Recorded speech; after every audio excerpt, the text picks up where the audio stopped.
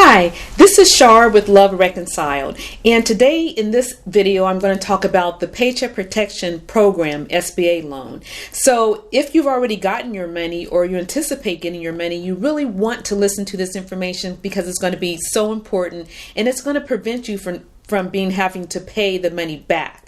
So be sure to subscribe below, ring the bell, like with the thumbs up, and be sure to watch it to the end because you don't want to miss out on any of this important information. Okay, so part of the rules and the regulations for the SBA PPP loan is that you have to follow all their rules and regulations in order not to be able to pay this money back. So I'm going to go over the list of some of the rules that are very important that you might have overlooked, you don't know, whatever the situation, but I'm going to make sure today, by the end of this video, you actually know all the rules and regulations. And I'm going to also have a link so you can also be able to read them for yourself and to know that I'm not just making this information up. Okay, so first of all, you need to know that the money that you get, 75% of the money needs to be used specifically for payroll. And payroll includes the salary and wages compensation, and it also includes the state and local taxes, but it does not include the federal payroll taxes. So that's very important, and you need to know that. If you're going to use a payroll service, or if you're going to compensate yourself, and the compensation for any employee cannot be over $100,000. So you need to know that as well. But the main thing is knowing that the state and local payroll taxes are included, but the federal payroll taxes are not. The other thing is you want to know, which is very, very important, is that all of the money that you get has to be used within 8 weeks. So don't think that the money can, be used 6 months from now or whatever. It has to be used in an 8-week period. If you do not follow all of these rules, then the money have to be paid back to the SBA. So you want to be able to follow and have a plan on how you're going to follow every single rule that they have in place. Okay, here's another rule. The money can be used for employee benefits, including vacation, parental leave, family, medical leave, sick leave, for dismissals like severances or something like that, separation dismissals. So the money can also be used for that. It can also be used for health care or healthcare insurance, medical insurance premiums, retirement benefits, which is really important. So if you haven't started a retirement plan for yourself as the owner or your employees, this will be a great time to be able to start putting some of that money, and it's free money really, into your retirement or your employees' retirement as well.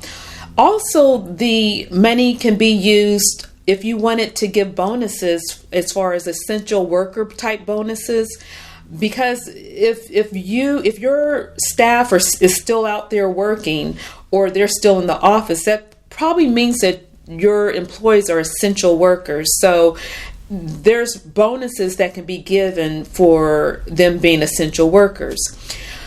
You also want to make sure that the staff that you are using this money for are actually full-time employees, because the money cannot be used for part-time employees. It has to be used for full-time employees. You also want to make sure that the number of employees that you put down on your application and that you had before all of the corona stuff started, that it's the same amount of employees that you're actually using the money for. So you don't want to, use it for half of the employees. You want to use them for all the employees.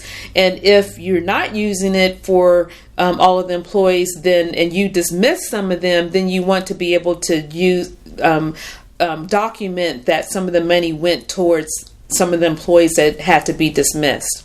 Now, so like I said, 75% of it, the money has to be used for payroll, but then the other 25% can be used for other things. And some of those other things is utilities, mortgage, interest. It cannot be used for mortgage payments or even mortgage prepayment.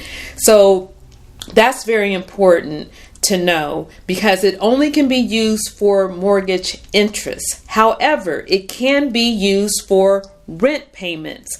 So, and it doesn't say that you can't pay the rent up, but so maybe you can do that with the rent, you know, as far as paying it up, but mortgages you cannot.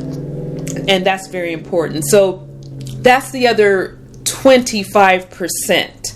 Okay. So another thing with the PPP loan is a lot of people think, well, do I have to be in business for a whole year? No. It says that the business could have been started as of February 15th, 2020. So that's something to know. So don't think that just because you have not started a business that you might not qualify.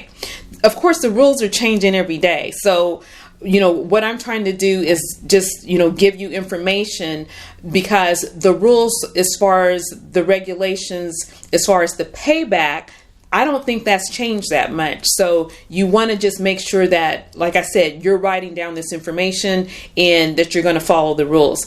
Now, the other thing is you want to make sure that the information that you do put on the application is really accurate and truthful and honest, because if you are putting false information, which is considered fraud, then you will be penalized and punished, and that can mean as far as financially and also actually jail time in prison. So you want to be sure that you are truthful and honest. There's other rules too that's in, you know, that's involved in this, but I'm just trying to give you a summary of some of the most important rules. And like I said, I'm going to have a link that you can refer to the rules and the regulations from the SBA so you can kind of go through them for yourself. So is all the money 100% forgivable? Yes. If you follow the rules and regulations that the SBA have put in place, yeah, it is 100% forgivable per the SBA and per the federal government.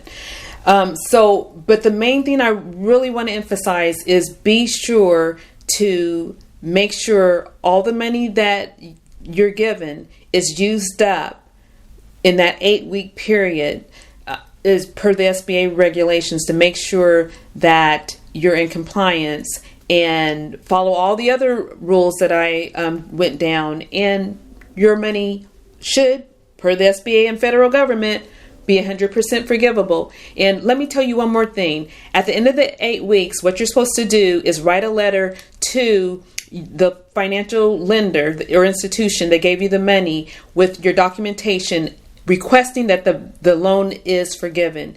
And if you followed all the rules and regulations, it should be forgiven. Here's the takeaway. The PPP SBA loan is 100% forgivable if you follow all their rules. Make sure to use up all the SBA money in 8 weeks. So if you liked our how to make sure the SBA loan is truly forgiven, please do us a favor and click below to subscribe. And don't forget to ring the bell to be notified about more Love Reconciled videos.